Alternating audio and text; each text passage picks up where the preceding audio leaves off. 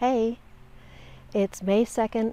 I'm back at the Nature Center to see what's happening with our trees. It's a beautiful sunny spring day, finally. Instead of snow falling, I've got some insects circling around me, which might not sound all that pleasant, but I'll take it as a good sign. I'm back at our sugar maple, and the buds are still breaking, but definitely advanced compared to the last time I recorded here. So you can see those leaf tips really starting to show. It's wonderful to see those. Some of them look even more advanced, like let's say this one, and you might be tempted to even say, well, this is a sign of leaves emerging. And it's it's true. You can definitely see leaves coming out of that bud. But if I turn it this way, hopefully I can focus in. You don't see those leaf stalks yet, and that's what the USA National Phenology Network's protocol is for saying that you're seeing leaves.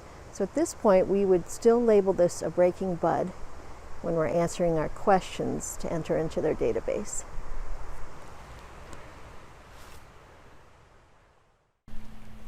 I'm coming up to our eastern redbud tree.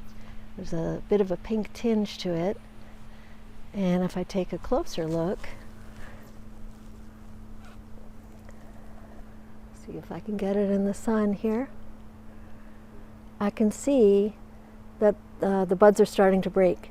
So those dark pink bud scales have pulled back or opened up, and I can see some of the lighter pink tips of the flower buds.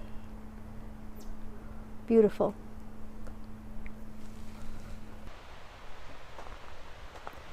I'm coming up to our Bur Oak tree to see what's happening here. Oh, look at that. So the buds are starting to break. Those brown bud scales that had held that bud really tight over the winter have separated, and you see the little green leaf tips coming out. Nice.